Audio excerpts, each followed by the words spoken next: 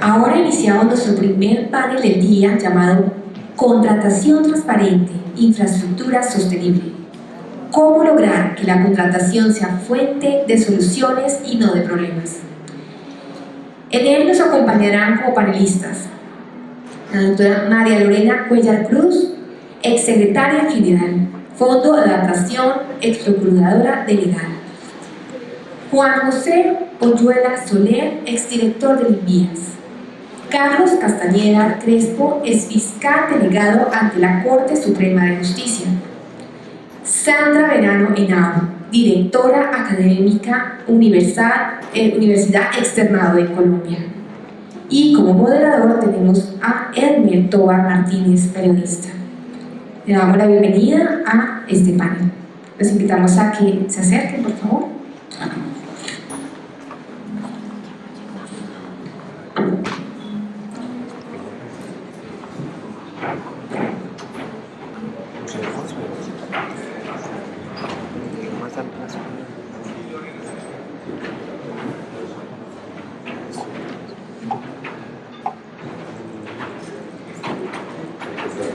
Más cómodo.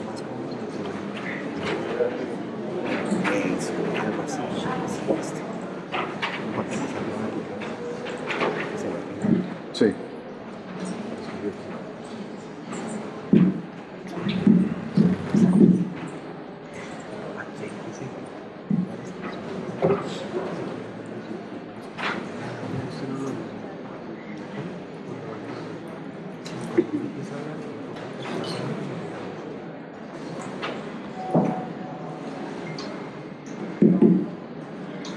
Muy buenos días, muchas gracias por la invitación. Yo realmente en este rato que hemos estado aquí escuchando a nuestros antecesores, digo, me salvé, porque trabajé hace 20 años en el sector público, nunca había trabajado en el sector público, estuve 4 años y no pasó nada, pero hoy salgo de aquí realmente muy preocupado, porque digo, yo no sé por qué no estoy preso por toda esa cantidad de cosas que nos aclararon que quizás hicimos y que no, errores que cometimos y que en su momento pasaron seguramente por alto o no sucedió absolutamente nada, afortunadamente. Hoy me acompaña un grupo de panelistas muy importante y con un sentido de paridad muy importante también, con 2 mujeres y 2 hombres, con el objetivo de hablar de estos temas, no como un examen aquí, no sé, de final de grado de una universidad, sino o de entrega de rendición de cuentas de cada una de las funciones que ellos cumplen, tanto en el sector público como privado, o han cumplido, sino más bien como una conversación respecto a cosas que a los ciudadanos comunes y corrientes realmente nos interesa sobre este tema de la gestión pública y de los riesgos que se tienen a quienes de alguna manera están vinculados con la necesidad de respetar las normas frente a la contratación pública, siendo públicos o funcionarios públicos o personas del sector privado que, como ya nos lo explicaron, tiene alguna relación con, en un momento dado, con los contratos del sector estatal. Muy bien, vamos a iniciar indudablemente por las damas. Yo me ubiqué aquí a la izquierda de ellos, algunos me pidieron que me hicieran el centro, dije no, yo me hago a la izquierda porque quedo a la derecha de ustedes, y ellos que queden a la izquierda mía porque son los que van a responder las preguntas. Inicio entonces, vamos a iniciar, tenía previsto, vamos a iniciar entonces primero con la doctora Sandra Verano, que está aquí a mi lado. Hemos preparado algunas preguntas indudablemente porque es necesario hacerlo de esa manera teniendo el conocimiento respecto al tema. Me falta un puntico muy importante, o 2 punticos que debo cubrir. Muy bien, entonces, doctora Sandra, directora académica de la Universidad Externado de Colombia. El gobierno está interesado en convertir al Estado en su propio proveedor de entidades públicas para aprovechar sinergias y reducir los costos y agilizar muchos de los procesos. Este tipo de contratación se reemplaza seguramente por convenios interadministrativos. ¿Qué opina usted sobre este tema? Es más, el tema en alguna manera ya fue tocado por nuestros asesores. ¿Cuál es su opinión? Muchas gracias y muy buenos días para todos. La verdad es que hoy la contratación estatal en nuestro medio es una contratación muy tradicional, con un esquema usado de hace muchos años, donde el Estado tiene un papel estático, inerte, de simple consumidor, de comprador. El Estado ahora, lo estamos viendo en varios ejemplos que notamos en los medios de comunicación, quiere entrar a cumplir el papel de ser proveedor. Pero la pregunta allí es, ¿el Estado está capacitado?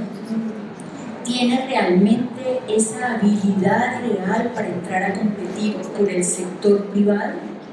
¿O lo más conveniente sería cambiar el esquema tradicional de contratación, transformarlo y pedirle a un Estado que se involucre en traer innovación, tecnología en la adquisición de bienes y servicios?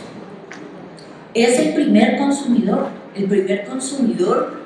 tal vez podríamos decir el único, pero él debe consultar el mercado y no esperar que tradicionalmente los mismos, los monopolios, los grupos que desgraciadamente muchos en algún momento, no todos, se vuelven carteles, le ofrezcan y sean los únicos proveedores del Estado. Tienen que capacitar a sus funcionarios, y capacitando a los funcionarios activamente, ya sea de manera virtual, mixta, presencial, darles el conocimiento para que consulten el mercado y se vuelvan verdaderos gestores públicos.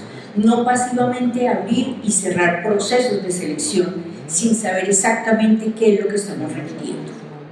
Claro, como decían aquí ahora más temprano, con los estudios previos de necesidad, de conveniencia, de oportunidad ciertos y serios y actuales estudios de mercado, no copiados, no preguntarle al amigo que si tiene el recurso y le manda el Word y lo único que hacemos es transferirlo, copiarlo sin mirar si la necesidad objetiva de la entidad y la inversión efectiva del recurso público se está dando. Gracias. Bueno, muy bien, muchas gracias. Y vamos a continuar con la siguiente intervención, y es la de la doctora María Lorena Cuellar. Ella es exsecretaria general del Fondo de Adaptación y ex procuradora delegada. La pregunta tiene que ver un poco también con la que acabamos de escuchar y su respectiva respuesta. Y es, si el gobierno quiere involucrar a las juntas de acción comunal y a las organizaciones campesinas en la contratación de vías terciarias del país, ¿eso es posible jurídicamente? Muchas gracias, buenos días para todos. Muchas gracias a Medios Asociados a la Academia por invitarnos a este ejercicio. Es posible, jurídicamente es posible. Ambas son entidades sin ánimo de lucro que están construidas con un fundamento legal, que tienen una vocación distinta a ser contratistas del Estado, porque realmente su gestión es de ser interlocutores entre el Estado y las comunidades, y por ser entidades sin ánimo de lucro, su vocación no es generar negocios como tal. Pero uno entiende también que están representando los intereses de la comunidad y que desde esos roles pueden tener una gestión, digamos, interesante frente a los proyectos y los programas que se desarrollan y que ejecutan las políticas públicas.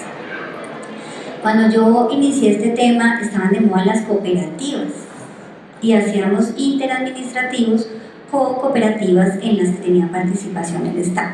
Eso terminó muy mal, porque las cooperativas terminaron haciendo obras de gran infraestructura o prestando servicios para los que no estaban capacitadas, porque no tenían ese ánimo de lucro. Entonces yo creo que jurídicamente es posible Sin embargo, y también entiendo que es relevante incluir nuevos actores porque la contratación estatal es un ejercicio excluyente, y es excluyente porque no cualquiera contrata con el Estado. Siempre les digo a mis estudiantes en las clases que entre particulares uno puede contratar con cualquiera que sea capaz de obligarse. De hecho, el matrimonio, que es un contrato que genera bastante complejidad en la sociedad, se puede contraer siendo menor de edad. Sí, hay una habilitación jurídica para ello. Pero con el Estado no contrata a cualquiera, contrata a alguien que haya demostrado una idoneidad específica y haya superado un proceso de selección, así sea en una directa. Entonces, la pregunta es cómo hacer que esas organizaciones que hoy están en boga porque estamos buscando proteger y salvaguardar a los grupos vulnerables puedan participar de manera responsable sin afectar el erario público, porque cuando un contratista incumple, lo que hace es afectar el erario público.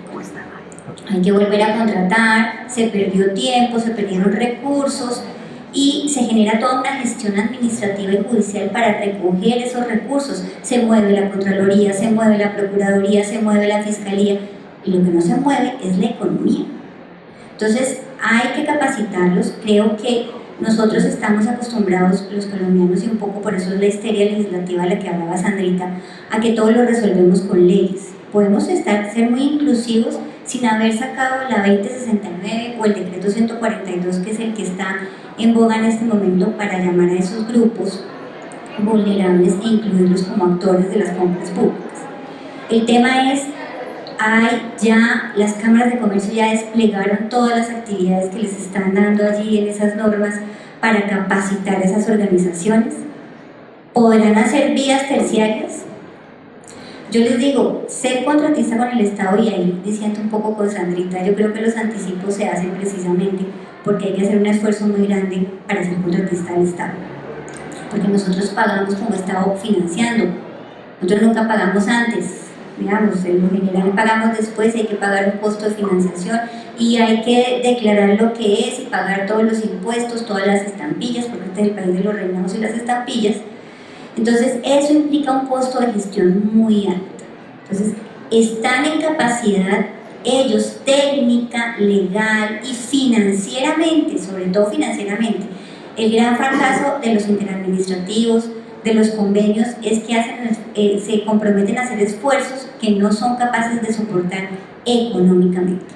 Entonces pueden hacerlo, están en capacidad de hacerlo, y entonces no solamente basta legislar y poner a las entidades a contratar con estas organizaciones, sino hay que darles la capacidad técnica, administrativa, organizacional y financiera para que logren el cometido y no se conviertan en otras cooperativas que generan un montón de celebración indebida de contratos, peculados y sobre todo empobrecimiento del Estado, porque cuando no se hace una vía, porque cuando no se construye un colegio, porque cuando no se presta un servicio, todos quedamos un poquito más pobres. Yo quiero hacer una pregunta aquí a la doctora María Lorena, y es, en este caso, lo que uno podría pensar incluso no es solamente que hagan cosas o que dejen obras sin terminar, sino por el contrario, que como es para ellos, como es una placa huella para mi vereda, pues lo que hacemos es una cosa que vaya mucho mejor de para lo que nos alcanza el dinero, y vendría la acumulación entonces de adiciones para poder terminar algo bueno, porque los habitantes de la región dicen lo que queremos es para estos tubos que nos dieron aquí, eso no es lo que queremos es un puente. ¿Qué puede pasar en esos casos? Y adicionalmente, si hay un músculo del sector asegurador para precisamente expedir unas pólizas que garanticen la realización de estos trabajos. Bueno, es un nuevo mercado para las aseguradoras. Efectivamente, y ustedes saben que no hay nada más secundus más raros que el contrato de seguros, porque aseguran es a la persona que realmente está en capacidad de asumir las obligaciones. Ese es un punto. El otro punto tiene que ver con el rol que yo les decía. Son organizaciones que son interlocutores entre la comunidad y el Estado para programas y proyectos. ¿Hasta dónde va a ser que la comunidad comience a presionar para que adicionen y cambien un objeto contractual? Para que vayan más allá de lo que está permitido y terminen efectivamente el proyecto como quería la comunidad. Un poco los roles que están en la normatividad y en la sociedad lo que buscan es que se mantenga un equilibrio, que haya contrapesos. Entonces se pierde un poco el ejercicio de esas organizaciones, su voz, cuando son quienes ejecutan la obra. Fíjense que es muy distinto ser opositor a ser ejecutor. Son roles supremamente diferentes, por eso las oficinas de control interno, que yo les digo amorosamente de control infierno, porque tienen que arder adentro para evitar que lleguen otras sillas a golpearlos y a decirnos cómo hacer la tarea. Entonces, creo que va a ser un escenario difícil, no imposible, y creo que la intención que hay en el fondo de empoderar a las comunidades también para que puedan apropiarse a los recursos de la manera de vida, en democracia y en ley, y hacerlo respetar es válido, pero hay mucho camino por recorrer para que se logre, digamos, una efectividad en esa intención y se convierta realmente en un foco de productividad y sobre todo de mejorar la infraestructura del país, que es tan susceptible, un país donde hay actos terroristas, donde el clima es difícil, donde la geografía es difícil, que todavía estamos aislados, se cae una vía y dura un departamento que es súper importante para el país, 3 meses aislado. Es un país con unos problemas de infraestructura importantes y sobre todo muy sensible a ese tipo de ejercicios. Muchas gracias, doctora María Lorena. Doctor Luis Fernando Mejía Gómez, él es Contralor Delegado para el sector de...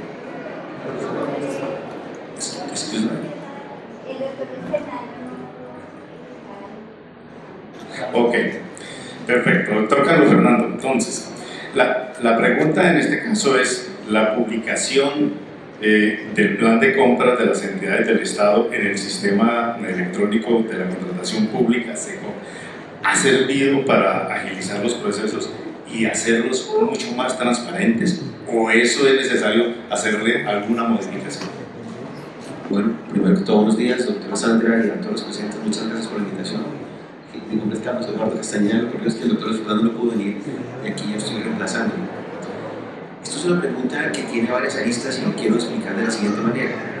El plan de compras está tipificado, normativamente expuesto en el decreto 1082 del año 2015, que es el que habla no solo del plan anual de caja, sino del plan anual de compras y el plan anual de contratación, que yo llamo el triple PAC cuando digo a mis estudiantes. Y el triple PAC, ¿por qué? Porque supuestamente es la forma como el Estado proyecta su presupuesto y proyecta lo que son literalmente la materialidad de lo que son los fines de la contratación del artículo 3 de la ley 80, es decir, satisfacer las necesidades de bienes y servicios de la entidad estatal. Si uno lo dice desde el punto de vista normativo, uno diría que esto es una maravilla. En la práctica no, porque cuando precisamente, como lo decía aquí el doctor anterior, cuando esto llega a sus cadillas, lo que es la Fiscalía, la Contraloría o la Procuraduría, las cosas son distintas, porque lo que uno ve es que eso no hizo. Y lo explico de otra manera. Parte de la problemática de la contratación, cuando llega a un tipo penal como contratos sin cumplimiento de retos legales, que estamos hablando de un delito contra la administración pública.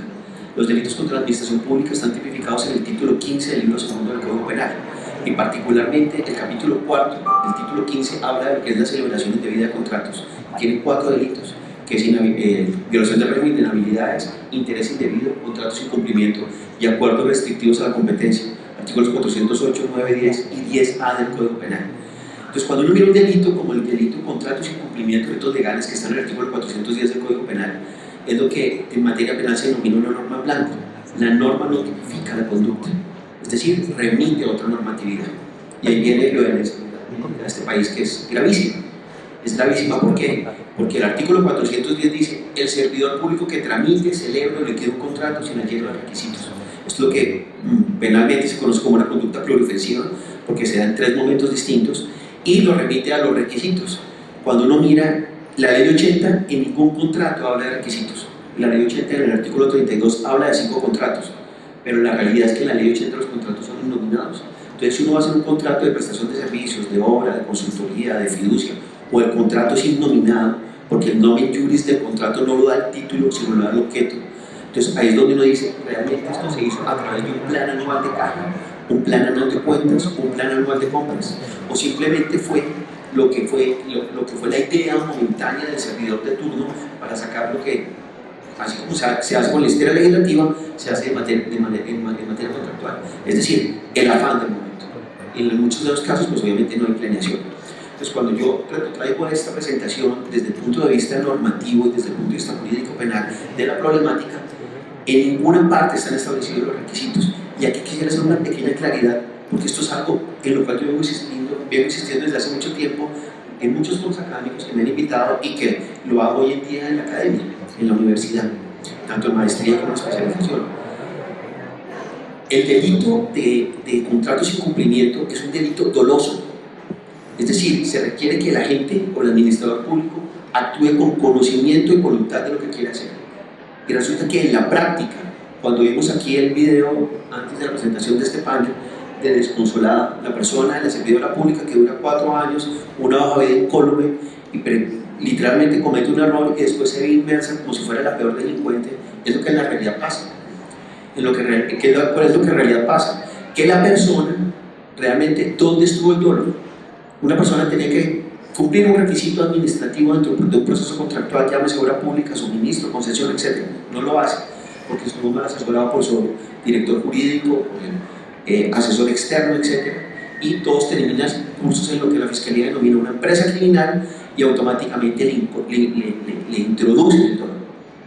Yo esta discusión la he tenido internacionalmente, me acuerdo que me invitaron en la Universidad de Buenos Aires en un foro y yo lo decía, y el director del doctorado de la Universidad de Buenos Aires, que es el doctor Ricardo Rabinovich, decía, en Colombia mandan a la cárcel a una persona por un error administrativo. Y la respuesta es sí. Aquí en Colombia se está mandando a la cárcel a una persona por un error administrativo. Ya desde el punto de vista fiscal es diferente porque estamos hablando de culpa. En materia disciplinaria también estamos a culpa, leve, grave o levísima, eso es otro cuento. Pero en materia penal es el dolo. Entonces cuando a uno le preguntan dónde está el dolo del delito de contratación y uno empieza a hacer el análisis, no normativo, porque en la norma no existe, jurisprudencial de lo que ha dicho la Sala Penal de la Corte Suprema de Justicia, pues encuentra realmente unos vacíos, porque simplemente es cuando se quiere condenar se condena, cuando se quiere absolver se absuelve. Yo, digamos, yo fui, por las labores que desempeñé, llevé todo el proceso de Agroingreso Seguro, el caso de Andrés Felipe Arias y todos los juicios contra lo que fue Agroingreso Seguro, y en la Cámara yo digo, usted con los mismos argumentos que condenaron a Andrés Felipe Arias, usted le cambia 2 palabras y lo absuelve. Eso es como el libro El Cerco de Lisboa de José Dramago, que es la historia de lo que fue el Cerco de Lisboa, porque es histórico, de los moros cuando llegan a la costa ibérica, y el editor, que es la historia de un editor, una historia romántica, y le cambia un sí por un no, y cambió toda la historia de Portugal. Esa es la historia del libro de José Saramago. Y aquí en materia jurídica se está haciendo exactamente lo mismo. Entonces aquí yo creo que aquí, en estos foros académicos, se debe abrir un espacio para que en este país realmente se haga un debate de la importancia o no de una conducta como el contrato. Porque ahí no se va a mirar, como me preguntaba inicialmente, doctor, a una persona puede terminar siendo condenada simplemente porque eso, aplicando el principio de economía que está en el artículo 25 de la ley 80, numeral 7 y numeral 12, que son los estudios previos, estudios de prefactibilidad y estudios de factibilidad, de pronto el plan anual de cajas quedó mal hecho. Y por ese solo error, porque eso termina siendo un error administrativo, termina en una conducta penal. Entonces, ese es un debate que creo que aquí tiene que hacerse en este país, que no, y termino con esto ya para concluir. Este es el único país del mundo que tiene tipificado una conducta como la que está en el artículo 410 del Código Penal. El Código Penal de Panamá, que es en el artículo 323, tiene algo medianamente similar, pero tiene más similitud a lo que son los acuerdos restrictivos, que fue introducido como artículo 410A por el decreto, por nuestro segundo estatuto anticorrupción, que es la ley 1474 del año 2011. Claro, doctor Carlos Eduardo, pero eso significa que es fácil solucionar el problema, porque el resto del mundo, si Colombia es el único país o un país donde meten a la cárcel a alguien por un error administrativo, pues es tan sencillo como hacer lo que están haciendo en el resto del mundo y se evita el problema. En principio yo diría que sí. El problema es que acá, desafortunadamente, quien hace la ley es el Congreso de la República, y aquí se actúa, como ya lo dijeron acá anteriormente, como esfera legislativa. Yo llegué un poquito tarde, pero cuando ingresé, creo que la doctora Sandra estaba hablando de la inseguridad jurídica. Usted mira el decreto 1082 que habla del plan anual de cuentas. Para el año 2015, en Colombia había 1.563 normas por las cuales una persona podía quedar impulsa en el delito de contrato sin cumplimiento. Para el año 2015. Esto no lo digo yo, eso lo dijo el profesor Iván Darío Gómez Lin, que es profesor de la Universidad Externado, que fue auditor general de la Nación y que creo que hoy en día es procurador delegado para la contratación. y tiene unos libros excelentes sobre materia conceptual. El decreto 1082 al final sale con la perla legislativa que se ve solo en este país: deróguense todas las normas que sean contrarias, que no se tiene ni idea que se derogan, pero eso es lo que dicen, y entonces ahí quedaron. Con la doctora Sandra, hace como 2 años hicimos una tarea aquí en la Academia de Gestión Pública y publicamos un artículo. Cuando publicamos el artículo, que fue hace creo que 2 años o 3 años, habían 244 normas que daban más o menos en 1000 artículos. Hoy estamos alrededor de 300 normas o casi 300 normas. ¿Cuántos artículos? La verdad no sé. Pero lo único cierto es que esto es un galimatías. Y en este galimatías es lo que, por tratar de evitar la corrupción, le voy a poner otro ejemplo de otra manera. Mataron a la señora Rosalvira Sáenz en el año 2015 en el Parque Nacional y fue un crimen atroz. Entonces sale el feminicidio. Y cuando uno mira las estadísticas del feminicidio, no ha disminuido, no ha aumentado. ¿Sirvió para algo la ley? No. Y lo que aquí no ha caído en cuenta el legislador es que el derecho penal no le toca un pelo al delincuente, porque lo que hace el derecho penal es describir una conducta. Quien le toca el pelo al delincuente es el Código de Procedimiento Penal, y cuando los jueces o cuando la Procuraduría o la Contraloría actúan bien y conforme al derecho. Y el problema es que hay una ineptitud, y lo digo con mucho respeto, porque yo trabajé en esa ley, hay una ineptitud en parte de fiscales, contralores y procuradores que no tienen tampoco conocimiento de eso. Y lo digo con mucho respeto porque yo he sido capacitador ya más de casi 15 años con la Embajada Americana de las Naciones Unidas, y a mí me aterraba que en un año llegué a capacitar 236 fiscales anticorrupción. Yo no les preguntaba cuál es el estatuto de anticorrupción y no sabían, o le decía a uno que modificó la ley 1474 y no tienen ni idea. Y son los que están administrando justicia, y en manos de ellos va a estar un servidor público que, entre comillas, está subjudice por la justicia por una conducta ilícita. Bueno, muchas gracias, doctor Carlos Eduardo. Doctor Juan José Oyuela, el director del INVIAS. El gobierno está proponiendo, o ya digamos está en marcha este tema de la creación del Instituto Nacional de Vías Regionales, es decir, así que el INVIAS regional. ¿Usted qué opina sobre este tema? Porque ha despertado alguna polémica en el sector. Buenos días para todos. Para dar respuesta a esta pregunta sobre la creación del Instituto Nacional de Vías Regionales, primero quisiera hacer un contexto de la composición de las vías en el país. En el país existen 3 tipos de vías. Unas son las vías nacionales, que por ley están atendidas por el Instituto Nacional de Vías. Estos son 18.000 kilómetros, es importante tener esa cifra, 18.000 kilómetros. Adicionalmente hay unas vías secundarias, que esas vías secundarias se tiene un inventario de cerca de 55.000 kilómetros, que en su totalidad están atendidas y por ley les pertenecen a las gobernaciones, son de las gobernaciones. Y aparte de eso tenemos las vías terciarias, que las vías terciarias en el INVIAS se tiene un estimado de 144.000 kilómetros de un inventario que se tiene, pero el DNP y otras instituciones han hecho estudios en donde han arrojado esos estudios que estas vías terciarias son cerca de 240.000 kilómetros. Entonces, la creación, ya para dar respuesta a la pregunta, la creación del Instituto de Vías Regionales a mí me parece una oportunidad muy grande para el desarrollo de estas vías regionales, teniendo en cuenta que en los años 90 se creó el INVIAS para atender 18.000 kilómetros de vías nacionales. Para eso se creó el INVIAS, 18.000 kilómetros, que corresponde cerca del 7% de esa totalidad de vías regionales, de vías terciarias, y si le sumamos las secundarias, pues baja ese porcentaje. Entonces, en mi concepto, me parece muy oportuno la creación de esta institución que se dedique a gestionar, a velar, a ayudar a las gobernaciones y a las alcaldías a sacar adelante del rezago que se tiene en estas vías secundarias y terciarias. Para hablar un poquito y entro como en los temas que han hablado los demás panelistas,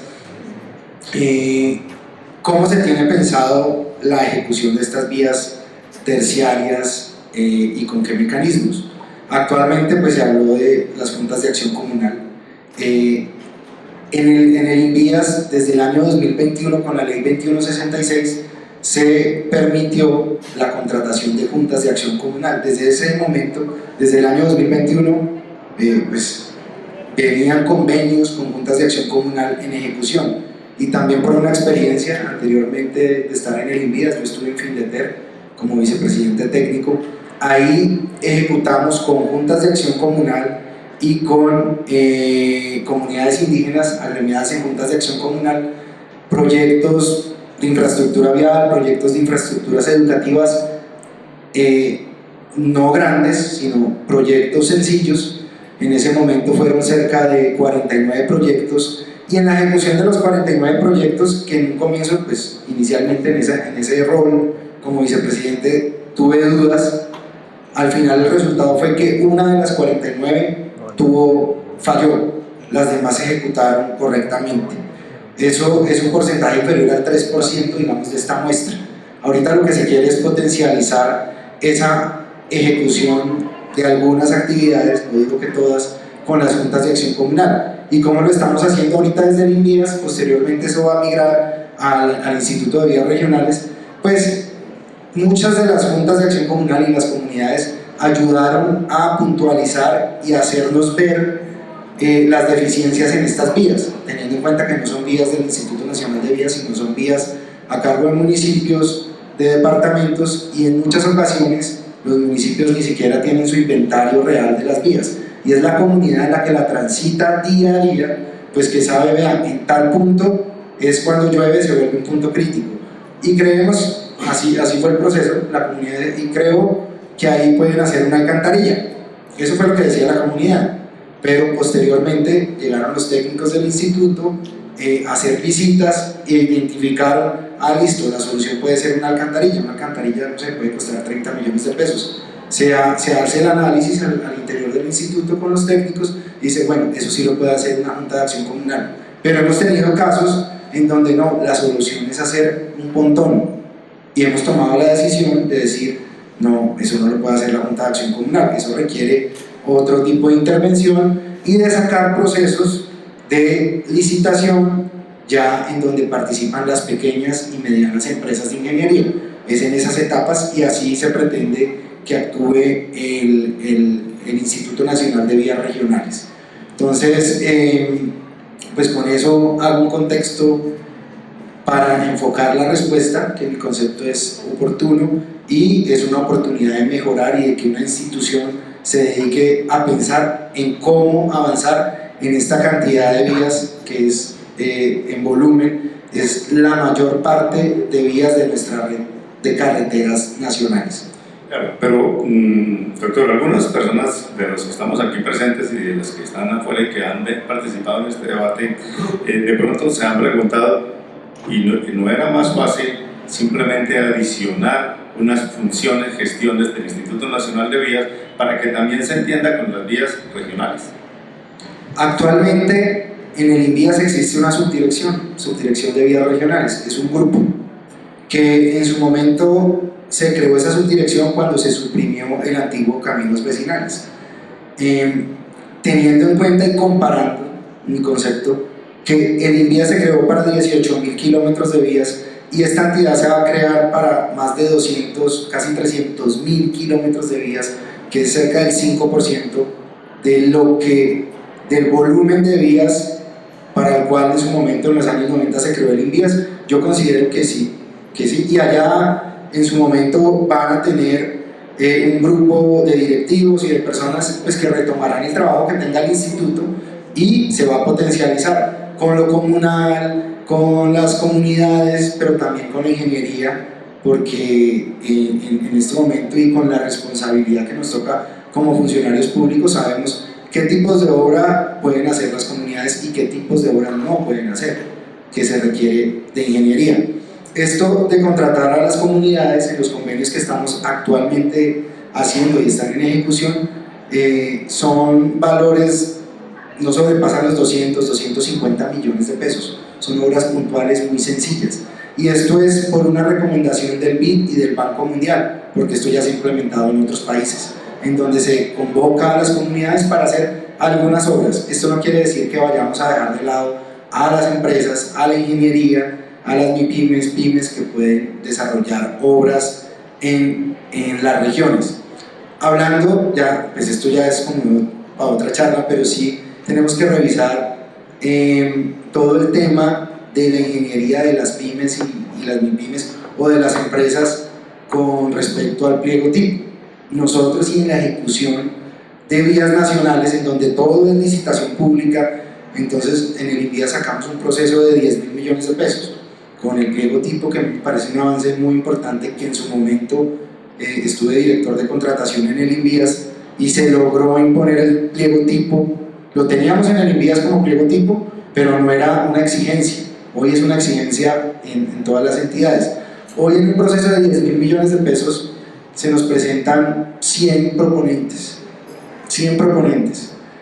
En la ejecución, y ya como ejecutor yo estoy en el área de la dirección de ejecución, de esos proponentes pues se lo gana de acuerdo a las fórmulas, de acuerdo a la TRM que sale del dólar ese día, y he tenido casos, muchos casos, en donde las empresas que se ganan eso llegan: ingeniero, no puedo hacer la obra, es muy difícil, la quiero ceder. O sea, se están presentando a los procesos por ganarse un proceso y después la irresponsabilidad de no hacer la obra, y entra uno como funcionario público a hacer cumplir el contrato. Entonces empezamos con multas, sanciones.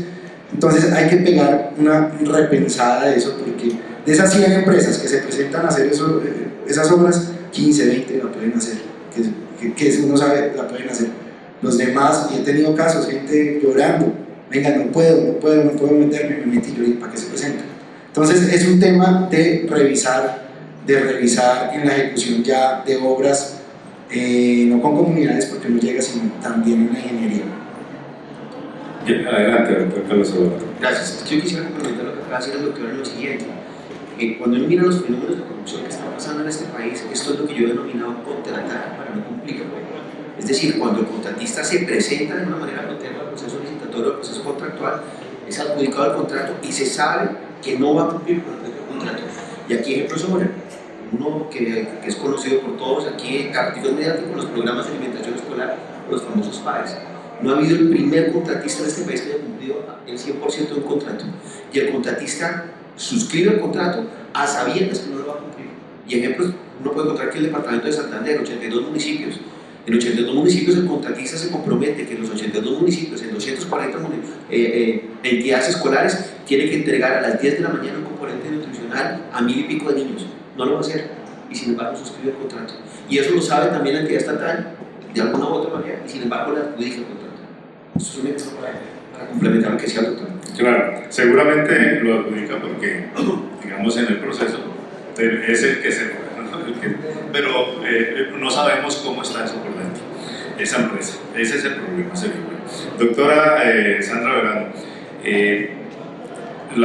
uno de los principales problemas que se presentan en la contratación pública es el nombramiento de personas que no tienen experiencia en la administración pública, y se ha hablado aquí esta mañana en este tema. ¿Qué se está haciendo desde el lado de la academia para evitar precisamente que esto se presente como un mecanismo de prevención y de preparación y capacitación a las personas, para que finalmente todo este tipo de cosas no les salgan costosas al Estado? Gracias. La realidad es que la academia es parte de la solución, pero no es la única.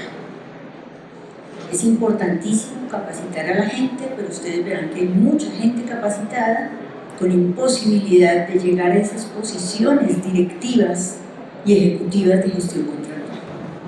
El ministro es uno, el director de contratos es uno, en fin. Pero eso no quiere decir que no haya capacitación. De hecho, desde la universidad, creo yo que todas las universidades con facultad de Derecho o de Jurisprudencia tenemos programas con plan de estudio de posgrado en especialización y en maestría en gestión contractual. Todas estamos preocupadas por capacitar a la gente. De hecho, es muy bueno ver en el número de personas que llegan a estos planes de estudio, a hacer estos cursos, en que la mayoría tienen ayuda de la entidad pública. Es decir, la entidad pública también se preocupa por capacitar al funcionario. Pero no podemos olvidar que detrás de esos nombramientos de personas inexpertas puede haber 3 tipos de problemas grandes, de cánceres grandes. Uno es que las entidades públicas nombran a funcionarios que desgraciadamente, desde el punto de vista cultural, no tienen en su ADN la cultura de la probidad. No hablo por todo el mundo, pero sí se ve mucho. De hecho, registramos un alto nivel de corrupción en las entidades públicas, y los estudios de organizaciones destinadas o dedicadas especialmente a este tema, como Transparencia por Colombia o Transparencia Internacional, desgraciadamente nos ponen a Colombia en los primeros lugares de desangre económico, de corrupción. Entonces, la persona llega con esa cultura de enriquecerse, no de defender lo público, no como deberíamos llegar todos con el alto estándar destacado de honestidad, de integridad, de probidad. El segundo problema no es solamente cultural, como llega la gente a las entidades públicas, los que desgraciadamente sean pocos o muchos nos dan desafortunadamente una muy mala prensa, una muy mala ejecución presupuestal, sino que también se pagan muchos favores políticos con la contratación. Esa es la vena rota con que se pagan los favores de las elecciones. Y obviamente esto va en desmedro de toda una comunidad, no solamente del erario público, sino que las cosas o las obras, servicios, bienes no se concluyen. Y el tercero es la misma entidad. Lo estamos viendo hoy en día, entidades con ineficiencia en su gestión pública. Entidades que a la fecha, como lo vemos en noticias, la CREG, el INVIMA, no tiene funcionarios nombrados en propiedad, sino encargados que están manejando indebidamente el recurso público o no están preocupados por su misma temporalidad en el cargo.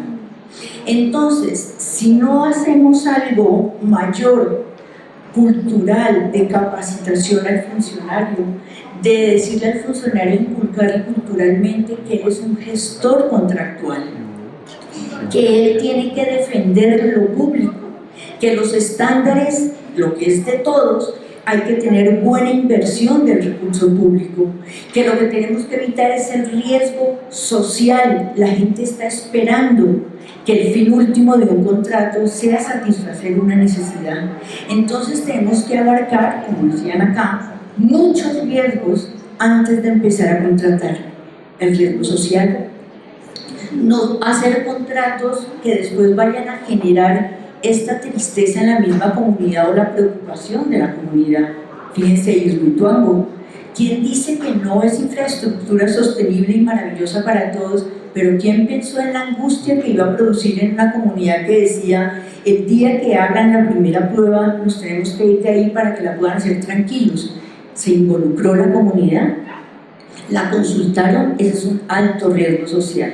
Entonces las entidades sí tienen que preocuparse, y el servidor público propiamente, él desde el punto de vista de su ADN personal, en probidad, en honestidad, en invertir bien lo público, en capacitarse. Hay mucha experiencia de afuera que podemos tomar, hay mucha experiencia que se saca de las fuentes de información cuando vamos a contratar, experiencia en otras entidades como lo hicieron, conceptos de expertos, estudios técnicos que hayan hecho otras entidades. ¿Cómo se llama eso? Fuentes de información antes de contratar arbitraria o imprudentemente.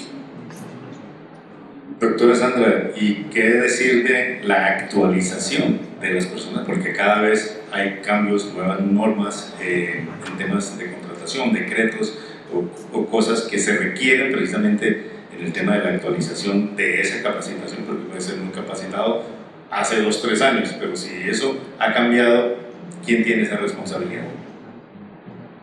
Yo creo que lo cierto no es negar que tenemos proliferación de normas en materia contractual, eso es verdad, pero también es cierto que la conducta humana y los comportamientos humanos son cambiantes, y para eso está el derecho, para regular los hechos. Ustedes verán siempre el derecho correr detrás de los hechos. Antes fumábamos en cualquier espacio público, ya no se puede. Antes comíamos, por ejemplo, en sitios públicos como en una universidad, donde ahora nos toca decirles que vienen a estudiar, esto no es un restaurante. O sea, es la norma prohibitiva que corre detrás de los hechos y eso no está mal. Y no va uno a negar el esfuerzo en materia de contratación pública, por ejemplo, que mencionaban ahora, esa compilación del año 2015, que trató de unificar las normas en materia de planeación. Pero aquí también vienen problemas graves. No solamente son los estatutos contractuales que se dictan, y que evidentemente hoy sigue la ley 80 del 93, la ley 850 del 2007 y los decretos reglamentarios, sino que desafortunadamente a ese campo normativo normal sobrevienen las normas que hay que dictar cuando vemos casos de corrupción. Piensen ustedes en la ley de infraestructura cuando se dio el triste caso Nule y que la gente llama a la norma que se dictó en ese momento norma Nule. Es una vergüenza. ¿Cómo vamos a elevar el nombre de los señores con la norma que se dictó en ese momento? Fue precisamente contra ellos las normas de los casos Odebrecht que se han dictado ahora. Entonces, siempre después de un acto triste que avasalla, que es de corrupción, pues hay que dictar normas para controlar esas conductas irregulares y corruptas.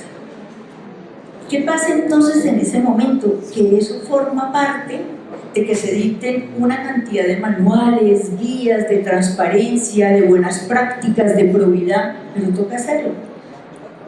Que se dicten guías por la agencia Colombia Compra Eficiente de cómo debemos contratar y cómo debemos luchar contra la corrupción. Eso hace sumar la proliferación de normas, pero ellas se requieren para poder luchar contra esas prácticas corruptas. Entonces, la proliferación, ¿qué hace? Que todos los días el ser humano, que es cambiante, pues tenga que capacitarse. Las entidades, por eso digo, tienen que capacitar a sus funcionarios al interior. Y el que tuvo la oportunidad de capacitarse tiene que ser capaz de multiplicar ese efecto de lo que aprendió adentro de la entidad y hacer grupos multidisciplinarios que nos permitan repetir y multiplicar las buenas experiencias, sobre todo los que han tenido la oportunidad de salir a capacitarse. Muchísimas gracias. Doctora María Lorena, ya se habló aquí un poco de los pliegos tipo, pero ayúdenos usted a complementar si realmente los pliegos tipo aplican para por lo menos una buena mayoría de los contratos en Colombia y cuáles han sido los resultados después de un periodo de aplicación. Bueno, yo primero quiero interpelar a Juan José respecto a la contratación con las juntas de acción comunal y con otras organizaciones de especial protección, porque una cosa es que ellos participen en convenios, los convenios buscan aunar esfuerzos para lograr un objetivo común, y otra cosa es que la ley hoy en día les está dando la posibilidad de que participen en los procesos de contratación en calidad de MIPIMES, ¿no? Entonces es distinto contratar y poner toda la capacidad para cumplir un objetivo y esperar una contraprestación, hacer un negocio jurídico, que participar desde el punto de vista del convenio, apoyando como gestores, interlocutores y demás. Creo que son roles diferentes y yo creo, con todo respeto, que ni más faltaba, todas las iniciativas buscan generar que la economía se mueva, porque eso es lo que buscamos principalmente. Pero hay que tener mucha responsabilidad y un ejercicio muy eficiente en eso, porque pues no solamente están llamados para la infraestructura, ¿no? Van a ser potenciales contratistas en otras actividades. Eso por una parte. Y por otra parte, tomando lo que decía nuestra doctora, que es una académica, imagínense que le estamos interpelando hoy, también es, más allá de la capacitación, es la formación, y la formación tiene que ver con lo que se hace en la casa, con lo que se hace en el hogar, con lo que se hace a través de los medios de comunicación. Muchos niños hoy se educan con las novelas y las novelas que venden, estereotipos del traqueto, estereotipos del político corrupto, estereotipos. Entonces hay que pensar más allá de la capacitación, que es un deber de los servidores y de las entidades públicas en formarnos como ciudadanos responsables para que podamos actuar desde la legalidad en el rol que estemos, como servidores públicos o afuera. Y ya para contestarte la pregunta de los pliegos tipo, yo fui bastante descreída del tema de los pliegos tipo porque además cuando se implementaron, como lo decía Juan José, en el INVIAS, en el IDU, ya se hablaba de pliegos tipos, como lo decía Sandrita, ya había habido un ejercicio también de aguas transparentes. Y lo que se busca es estandarizar, porque yo vi como operador disciplinario y haciendo vigilancia preventiva en la contratación las cosas más increíbles en obra pública. Alguna vez me acuerdo de 3 cosas para que ustedes puedan dimensionar. Y es que una cosa es la contratación aquí en Bogotá y otra cosa es en el nivel municipal, y por eso también creo que si hay alguien que se vaya a ocupar de esa contratación, por ejemplo, la infraestructura vial, es muy importante realmente, es una entidad que va a hacer mucha diferencia si se hace con todo el ejercicio que debe ser. Entonces, había que hacer una vía intermunicipal, una terciaria, y uno de los requisitos era que tuviera la planta asfáltica a 100 metros de la vía. ¿Cuántos tenían la planta asfáltica a 100 metros de la vía? 1. Otra vez, una visita técnica obligatoria, publicar el pliego de condiciones hoy, y mañana la visita, y tenía que ir hasta el perro a olfatear el terreno para darle la certificación, y ahí la descartaron a 50. Y otra también me acuerdo mucho que pedían un ingeniero, mejor dicho, un ingeniero subometalúrgico especializado en naves espaciales, y lo verificamos con el ICFES y no había ese grado en Colombia, no había ese título. Entonces, para que veamos cómo se podían orientar los procesos de contratación en requisitos que no le generaban ningún valor agregado a la ejecución contractual. Entonces creo que el pliego tipo, y lo tengo que decir porque además trabajé con todo tipo de infraestructura en este país, fondo de adaptación hacia escuelas, hospitales, vivienda prioritaria, que les quiero decir que es de las infraestructuras más difíciles de contratar porque son las más incumplidas, desafortunadamente. En la aeronáutica civil también tuve la fortuna de trabajar del transporte aéreo, la infraestructura del transporte aéreo, cómo se hace en nuestros aeropuertos. Y considero que el pliego tipo avanzó para quitar esas cosas que eran tan subjetivas y que lo que generaban eran los pliegos sastres, que eran un desastre, como dice Sandrita, y se avanzó en infraestructura de transporte. Pero el tema de que se presenten personas que no son capaces, que ya el promedio, hay un laboratorio de hecho en Colombia Compra Eficiente, monitorea el comportamiento de los pliegos tipo, que creo que es lo responsable, porque lo que es hoy bueno puede ser que mañana me estorbe, porque la realidad es muy cambiante y para eso está el derecho, efectivamente. Entonces hay un monitoreo donde dice que se presentan 17 oferentes por proceso. Cuando yo comencé este trabajo en la contratación, si habían 3 era una maravilla. Entonces creo que se ha logrado en parte el cometido. ¿Qué es lo que no estamos viendo aquí? Es que estamos hablando todo desde lo público, pero resulta que hay que trabajar desde lo privado.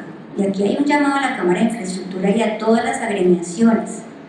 Y es que están en una deuda enorme, ética, sobre la gestión de la contratación estatal.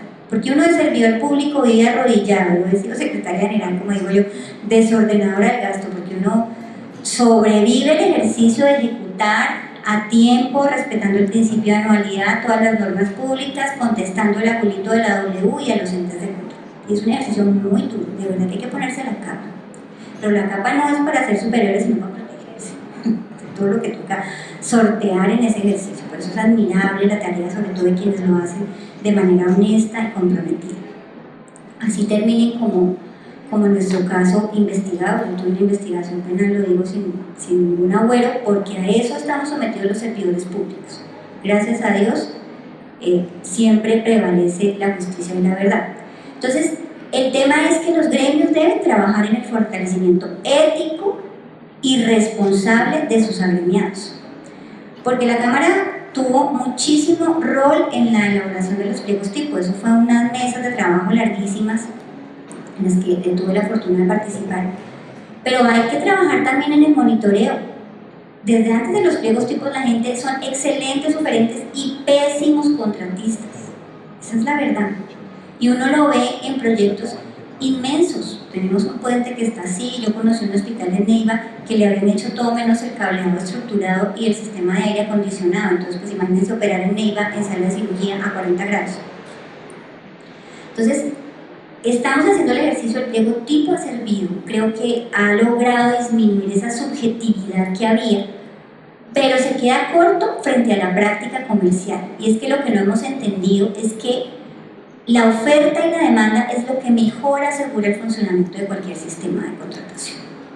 En los países donde la oferta y la demanda se autorregulan y se gestionan y buscan el equilibrio, funciona mejor la cosa que cuando tenemos sistemas de compra públicos tan fuertes como el nuestro. Porque nosotros hemos crecido en el sistema de compra públicas para luchar contra la corrupción y para poder participar en una economía globalizada, ¿no? Seguimos todas las recomendaciones de la OCDE porque necesitamos ser competitivos a nivel internacional. Pero no se ha logrado. Si uno ve los resultados, no han disminuido los casos de corrupción. Lo que pasa es que el mercado es más grande y yo siento que el sector de infraestructura se ha fortalecido. Sin embargo, el sector privado está en deuda con todos los servidores públicos. Ustedes no se imaginan lo que es uno para esta época que el contratista le diga, es que no alcanzo a terminar. Y uno con principio de anualidad teniendo que hacer reservas presupuestales pensando que tiene que entregar porque es un alcalde o un gobernador que se va. Entonces, el pliego tipo ha funcionado, hay que hacerle ajustes. Yo creo que hay que llevarlo a otros sectores a través de mesas que permitan construir, que respeten la realidad regional, porque es cierto que nosotros legislamos aquí sentados frente a Monserrate, pero de espaldas al país. Y eso hay que cambiar. La legislación tiene que responder a todas las realidades. Hay municipios donde fingen los procesos de contratación porque hay 3 gatos que son los que contratan, no porque quieran ser corruptos, es porque nadie más se va a trabajar allá porque tienen que pagar esas extorsiones, porque es difícil de llevar los productos. Entonces, el pliego tipo funciona, yo creo que ha sido un gran avance, pero hay que mejorarlo con la realidad territorial del país.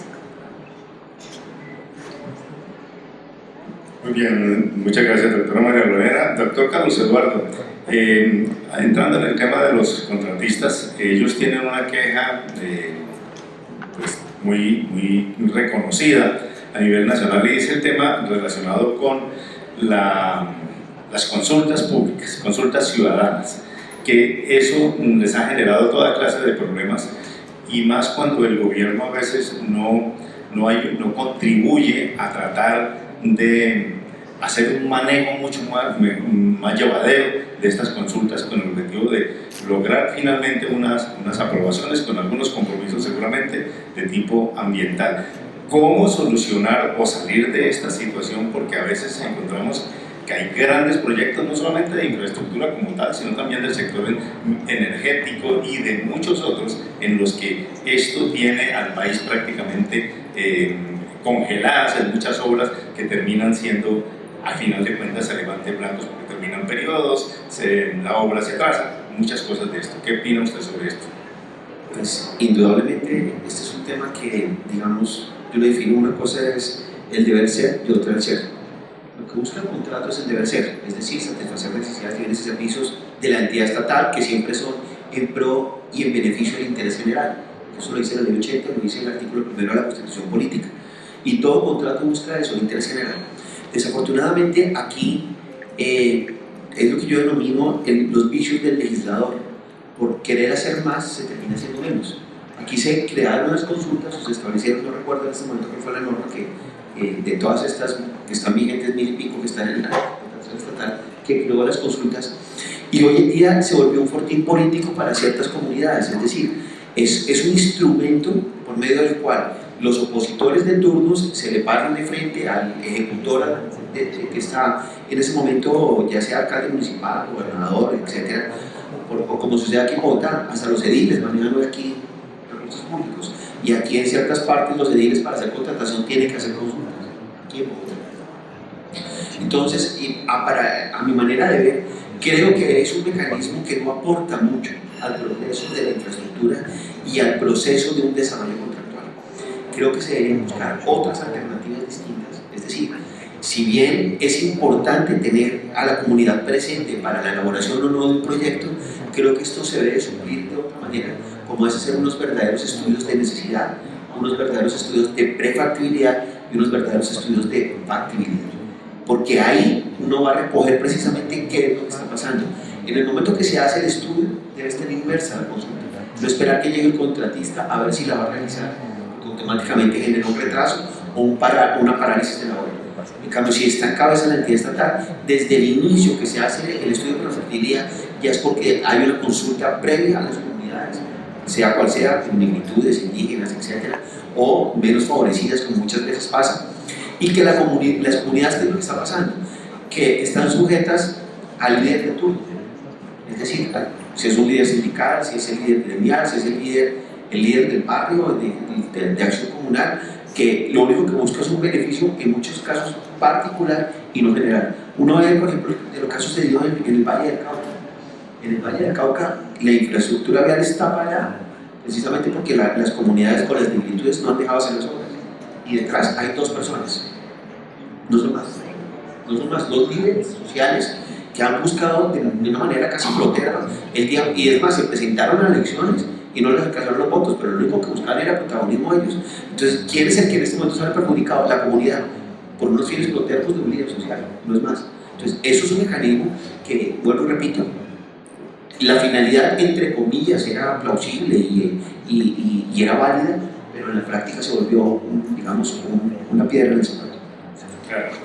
Gracias, doctor Benguer.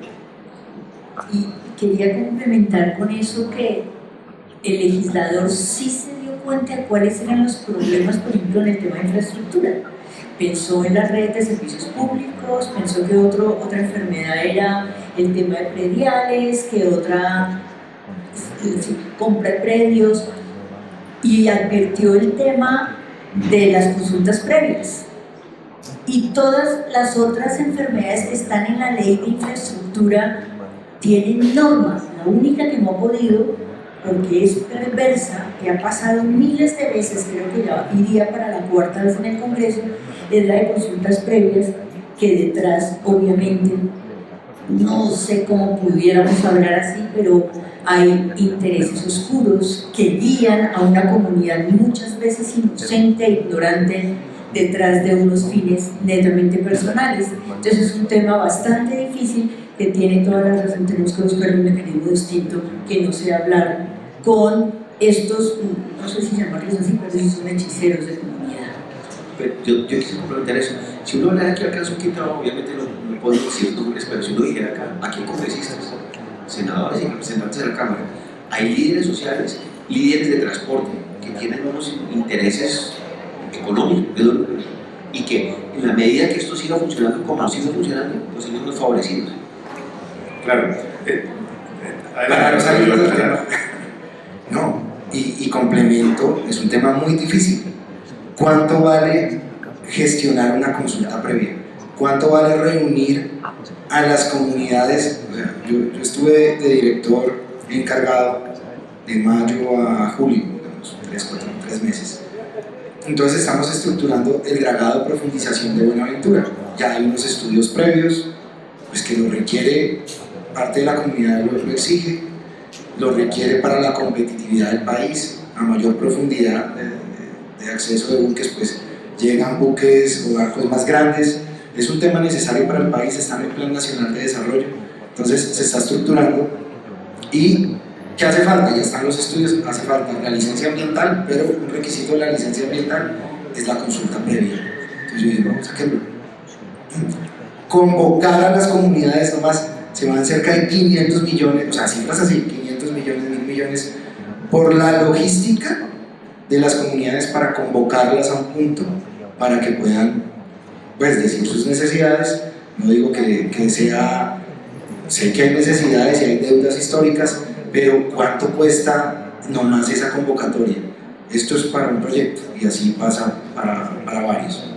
Claro, doctor Oyuela, y adicionalmente agrego yo la parte, como periodista, la parte que uno se entera, y es que el problema inicialmente se habla de un impacto ambiental, pero cuando se les pasa dinero a la comunidad se quita el impacto ambiental automáticamente o por milagro, porque y la obra se hace, la misma obra que es en el comienzo.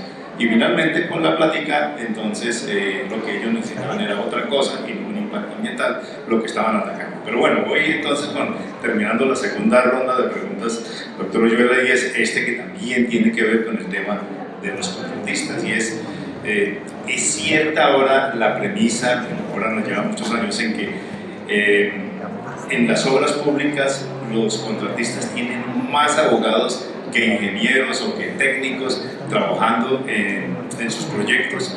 Un ejemplo de eso es los procesos que participan varios proponentes, pero al final también uno gana y los otros 5, si se presentan 5, 4 se vuelven enemigos del contratante. ¿Qué opina usted de esto? Yo no generalizaría, digamos, que todos los contratistas o todas las firmas que ejecutan proyectos tengan más abogados o ingenieros, pues en todo se requiere como equipos interdisciplinarios, abogados, financieros, técnicos para sacar las obras adelante, pero sí se está presentando un fenómeno y por eso las estadísticas que yo les di ahorita de mi experiencia cuando estuve en Fondeter con las comunidades que más o menos del 3% falló. Si hacemos la estadística y fuimos compañeros en la Aerocivil, si hacemos la estadística que la está haciendo Colombia Compra, nosotros ahorita estamos trabajando con la Sociedad Colombiana de Ingenieros, ¿cuántos proyectos ejecutados por firmas de ingenieros han tenido una falencia, una falla, no han llegado a su fin? Sé que esa estadística va a estar por encima de ese caso que les di de las comunidades. Entonces, actualmente, ¿qué se está presentando? Lo comenté en la primera intervención. Se está presentando que empresas se presentan, algunas no tienen para pagar la póliza y arrancar el proyecto, no tienen. O sea, nosotros como funcionarios públicos, bueno, listo, legaliza el contrato porque encima la comunidad exigiendo que les arreglen las carreteras, que los mantenimientos se hagan oportunamente, y tenemos casos, varios casos, que yo creo que pueden estar por encima del 10%, en donde decimos, venga, legaliza el contrato. ¿Cuánto vale una póliza para legalizar un contrato de 10.000 millones? Vale más de 200 millones de pesos, una cosa así. No los tienen y empiezan a dilatar y entonces empiezan a meter ahí sí sus abogados. Entonces ahí sí, esa frase que dijiste ahorita de son expertos presentando propuestas pero no son tan expertos ejecutando las obras, está pasando sin generalizar. Hay casos puntuales. Entonces hay que repensar, en mi concepto hay que repensar lo que logramos con los pliegos tipo es esas subjetividades que decía María Lorena, de evitar que la selección sea subjetiva, pero creo que estamos en un extremo y es un momento de repensar en qué punto nos situamos para que al final las obras sí se hagan. Y de pronto esto tiene mucho que ver con la cifra que daban de 1.700 obras de elefantes blancos. Aquí ya para concluir y para devolver un poquito al tema del INVIR, para aclararlo, o sea, nosotros, ¿qué se está haciendo ahorita? Por recomendación de la USAID, del Banco Mundial, del BID, se hacen convenios solidarios, es el término de ley, con juntas de acción comunal para unas obras muy puntuales, pequeñas, llamamos pequeñas grandes obras, son obras puntuales que van a generar un gran beneficio por unos valores por recomendación de ellos de hasta 200 millones de pesos. Y ya las obras que en nuestro análisis no puedan hacer las juntas de acción comunal mediante ese procedimiento de convenio solidario, se sacan un proceso de selección abreviada o licitación pública donde participan pequeñas, grandes y empresas de ingeniería. Es así como se está haciendo, como para aclarar este tema. Muy bien, muchas gracias. Hemos hecho ya 2 rondas de preguntas y yo quisiera hacer una final, nos quedan unos 20 o 25 minutos. Una única pregunta para los 4 y la vamos respondiendo aquí en la forma en que yo les vaya dando la palabra. Y entonces inicio con la doctora Sandra y es lo siguiente.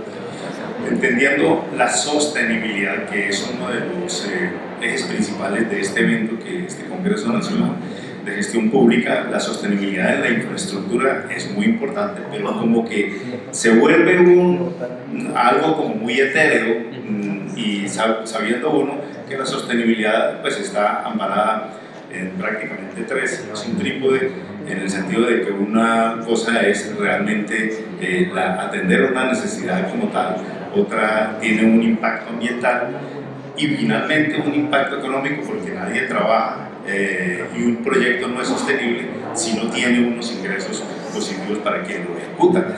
Entonces, doctora Verano, finalmente, ¿usted cree que en Colombia se hace contratación de obras públicas sostenibles? Yo creo que sí estamos en un momento de infraestructura sostenible. Se han adelantado proyectos y estamos viéndolo no solamente en carreteras, en aeropuertos, en puertos, en hidroeléctricas, en temas de salud, en hospitales, en educación. Pero el punto es que tenemos que poder dar el paso, como dice la OCDE. ¿Qué es la contratación estatal? Y dice, es la piedra angular estratégica de la gobernanza. ¿Qué quiere decir eso? Gobernanza estratégica. Oiga, debemos planear, debemos saber invertir los recursos públicos, debemos satisfacer necesidades generales de una comunidad, y eso se logra con infraestructura sostenible que atiende básicamente tres elementos o cuatro elementos importantes. Se pasa o está encima y cimentada de una estabilidad económica, financiera, por otro lado una estabilidad social, involucrar a la comunidad en qué es lo que necesita, y por otro lado una estabilidad institucional, que las obras se proyecten en el tiempo, que sean correctas, que sean sostenibles. ¿Para qué? Para lo que buscamos con la infraestructura sostenible: ciudades completas, sostenibles, correctas y que resistan. Eso es lo que está buscando la infraestructura sostenible. Pero para ello tenemos que salirnos de ese concepto tradicional de solamente pensar infraestructura como la solución técnica que le damos a cualquier obra. No, esa sostenibilidad no es meramente técnica, lo veíamos ahora, es institucional, es social. Y las obras de infraestructura sostenible no solamente deben permanecer en el tiempo, ser resistentes al tiempo, buscar y cumplir los objetivos o los resultados que se han planteado, involucrar a una comunidad, sino que también tienen que poder superar cambios de gobierno y cambios políticos. No podemos contratar para que alguien después venga y cree el desacierto, la incertidumbre, decir esto hay que cambiarlo. Y pensar que puede recurrir a preguntarle a toda una comunidad y pensar que va a ser un referendo, cuando se supone que previamente esa infraestructura sostenible tuvo estudios de necesidad, de conveniencia, de factibilidad, y por eso, y de estudios de mercado ciertos, y que por eso se está contratando. Entonces, la infraestructura sostenible sí existe, la estamos viendo en Colombia, pero estamos dando el paso también con un problema que se nos puede venir ahora, que parece que en el Congreso que terminó de infraestructura, muchos de los concesionarios están diciendo que tienen que devolverle al gobierno las obras porque no las pueden terminar. Esto, ¿qué crisis, qué riesgo económico, social nos va a implicar? ¿Y cuánta plata nos va a tocar pagar como ciudadanos por la indemnización de que alguien diga no terminé porque usted me cerró la posibilidad de cobrar los peajes durante un año, usted entró de manera unilateral en un contrato y no me consultó cuando ahí estaba la base de mi financiación? Esos temas vienen duros a posteriori para nosotros, y vamos a ver que muchas concesiones que habíamos considerado que habían sido, digamos, la buena práctica contractual para traer desarrollo, conectividad, comunicación, muchas van a quedar en lo que estamos hablando acá, inconclusas, en elefantes blancos, debiendo indemnizar al contratista, porque a pesar de ser infraestructura sostenible, ese tema del riesgo económico y del riesgo social no se midió como debía medirse. Entonces también tenemos que revisar lo que hablábamos aquí, las matrices de riesgo. Lo mejor siempre en cualquier clase de riesgo, como decían esta mañana, es prevenirlo. Es mucho más económico medir el riesgo, tasarlo, prevenirlo, que administrarlo. Ya cuando lo administro es porque se me siniestralizó, pero cuando lo estoy previendo puede ser más fácil y eficiente de que efectivamente en esa matriz de riesgos lleguemos al resultado que buscamos con esa infraestructura sostenible. Doctora María Lorena, la respuesta a la misma pregunta, ¿se está haciendo en Colombia sí o no infraestructura sostenible? Sí, señor, yo tuve la oportunidad de trabajar con Ecopetrol y conocí también el trabajo que hacen las empresas del grupo y se hace todo un esfuerzo de todo el sector minero energético, por ejemplo, en hacer infraestructura para la explotación de los recursos naturales que respete el medio ambiente, que respete a la comunidad, que la promueva, que genere desarrollo. Y eso también pues uno lo observa en el envías, en la aeronáutica, en toda la infraestructura, digamos, creo que hemos crecido muchísimo en ese sentido. Pero yo me ocupé como de revisar lo que nos falta bastante, y no es ni de la norma ni del servicio público. Yo creo que nos falta de los líderes que llegan a la gobernanza, como dice la doctora Sandra. Es que la obra pública se ha vuelto desafortunadamente el mejor instrumento para pagar la campaña política, y todos los días valen más las campañas políticas. Entonces todos los alcaldes y gobernadores y demás llegan pues muy comprometidos cuando tienen que ejercer el poder. Ahora, digamos, aplaudo la democracia, que cualquiera pueda ser representante de su comunidad, pero después de llevar unos 25 años en el servicio público, se da cuenta de que saber es poder y de que el perfil del servidor público tiene que ser un perfil alto, sobre todo cuando va a gestionar los recursos públicos y a tomar decisiones trascendentales en materia de política pública para una comunidad. Entonces yo sí creo que hay que profesionalizar al que se encargue de las compras públicas y hay que volverlo autónomo del que ejerza el poder político. Yo sí creo que hay que pensar en un ordenador de gasto diferente, que sepa. Yo hice procesos de inducción con la Procuraduría de Alcaldes y Gobernadores. Les preguntaba, ¿usted sabe qué es un certificado de disponibilidad presupuestal? Y su mayoría desconocía por completo que era un CEP o un registro presupuestal, o que es el plan anual de adquisiciones. Entonces yo creo que uno de los puntos que nos hace que la infraestructura no sea sostenible es que no tenemos operadores de la compra pública profesionales que conozcan y que sepan de esa gestión. Lo otro es que lograr esa autonomía entre el poder público y la decisión administrativa es fundamental. ¿Por qué? Porque el que está en la alcaldía quiere ser gobernador, el gobernador quiere llegar a ser representante de la Cámara, el representante de la Cámara senador, el senador quiere ser presidente. Y todos actúan en el marco de los 4 años que les corresponden. La mayor parte de las obras en Colombia no duran los 4 años, ni los 3 ni los 2, duran muchísimo más, pero les ponen plazos más cortos porque quieren cortar la cinta. Y entonces se prorrogan, pero es que ningún contrato termina cuando era. Es que no les dieron el plazo que era porque el alcalde, gobernador, presidente quería cortar la cinta. No porque ese no fuera el plazo real del proyecto. Y luego, entonces esa independencia con unidades ejecutoras técnicas que pudieran hacer el ejercicio, porque además los alcaldes de verdad que con ser autoridad de policía civil, con eso tienen para entretenerse. Es mucho el ejercicio que tiene que hacer un alcalde, para que tenga que ocuparse también de la estrategia de compra pública. Hoy hablamos de estrategias de abastecimiento. Ya no es simplemente el contrato estatal, hoy estamos en otro nivel de ejercicio. Y el otro punto es la estimación de riesgos. Nos hemos dedicado a hacer matrices de riesgos que tienen riesgos de cumplimiento que ya están amparados en una póliza, que tienen riesgos imprevisibles, porque yo he visto tsunamis en las matrices de riesgos y los vi en Boyacá. Todavía me pregunto de qué será el tsunami. Entonces, no sabemos identificar, distribuir, pero sobre todo tasar los riesgos. ¿Por qué? Porque los tasamos, no, sí tiene un impacto altísimo, pero la entidad no tiene ni un peso para gestionar ese riesgo, para prevenirlo.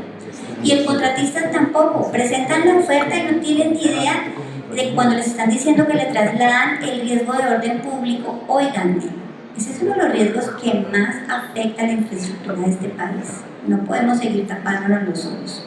El orden público y el clima, que todos los días es más impredecible. Hay zonas en el país donde se puede construir 3 meses del año, porque los otros es imposible. Es tanto la humedad del terreno que es imposible hacer el ejercicio. Y eso no se tiene en cuenta. Entonces, tenemos los riesgos, pero ni la entidad pública saben realmente cuánto valen, ni le permiten tener dinero, porque entonces llegan las CIES para que tengan la plata ahí para gestionar riesgos. Cuando yo traslado el riesgo, el contratista tampoco se da cuenta de que tiene que aprovisionar unos recursos para prevenir ese riesgo, y que hay riesgos que son muy difíciles de manejar para el Estado y para el contratista. Lo dirá aquí Juan José, cuando uno le toca yo me acuerdo que tuve un proyecto de vivienda prioritario en un lugar donde solamente se iba a través del río, y en invierno el río era navegable, pero en verano no era navegable, entonces tenían que llevar los materiales de obra en helicóptero, porque además no había un aeropuerto.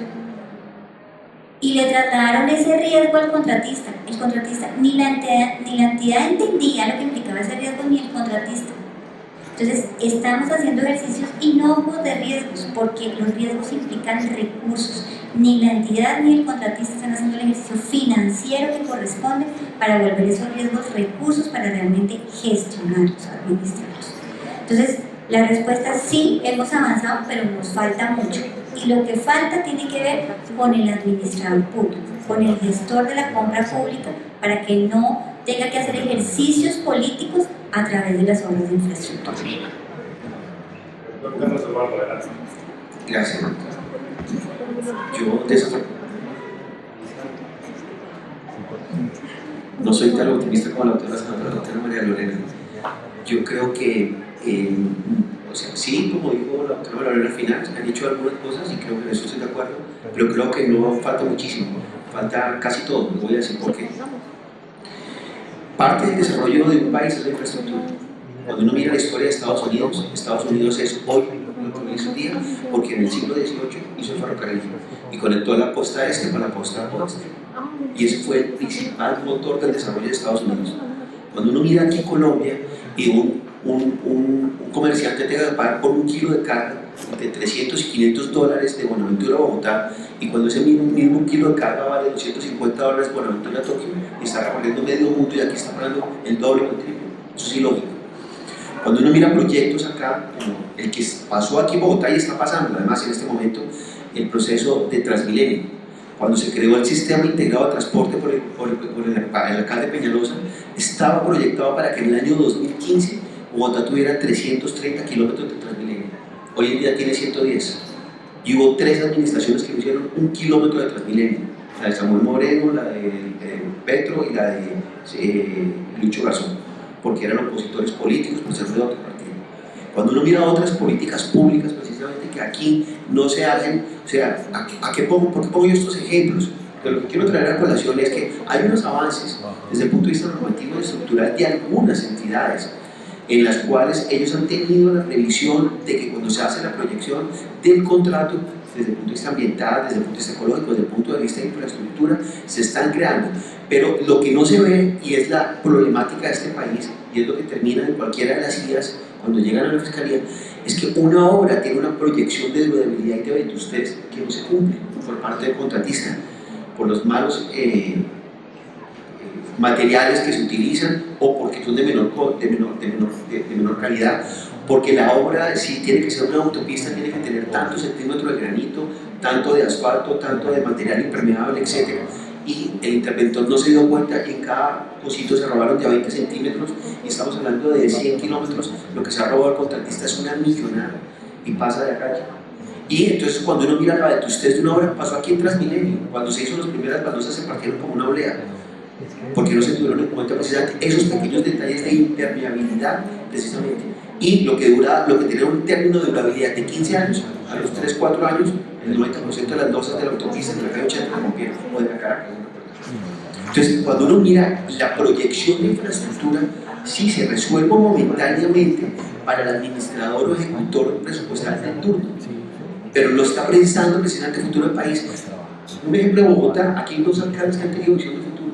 Daniel Mazuera, que hizo la calle 26, y cuando hizo la calle 26 decía, está destruyendo Bogotá.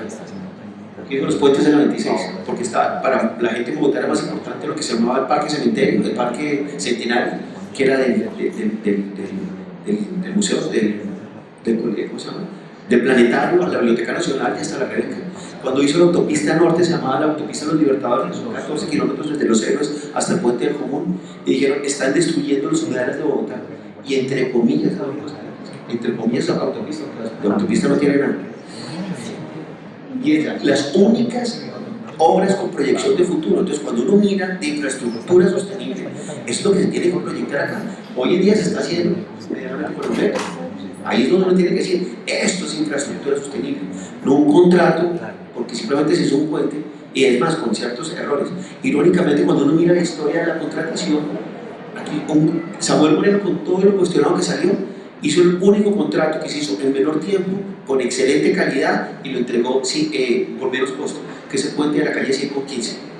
Se entregó en menos tiempo, costó menos de lo que estaba proyectado, y fue excelente puente. O sea, que las cosas se pueden hacer, claro que se pueden hacer. El problema es que haya voluntad para hacerlo. Muy bien, doctor Oyuela, ya nos sacaron el cartelito y así rematamos. Muchas gracias. Listo, para concluir, sí, en cuanto a infraestructura sostenible, voy a enfocar un poquito la respuesta hacia otro tema. Desde el sector transporte se ha venido propiciando consultorías en las cuales no se vea solo la carretera, porque tras la carretera, o sea, como están estructurados varios de los proyectos que actualmente están en ejecución, es analizar la vía y unos metros, digamos el ancho de vía, el uso de vía, unos metros a 15 metros a cada lado. Pero, ¿qué ha pasado y qué hemos visto para la sostenibilidad de estas obras que se ejecuten? Que no es solo revisar eso. Hay que tener en cuenta en las consultorías y en la ejecución de los proyectos todo lo que tiene que ver. Nuestras carreteras son en montaña, laderas, entonces todo lo que conlleva construir y cambiar, digamos, la naturaleza de ese tipo de intervenciones. Entonces hay varias consultorías de infraestructura verde, de analizar cuando se trace una carretera, todo el manejo de taludes, hasta no como lo estábamos viendo ahorita, sino un área más amplia, y todo eso se traza al final en iniciativas que están en proceso, que vienen digamos, pensándose desde hace varios años y que están próximas a salir en unas políticas públicas en cuanto a la intervención de la infraestructura. Entonces, en eso pues, se ha ido avanzando.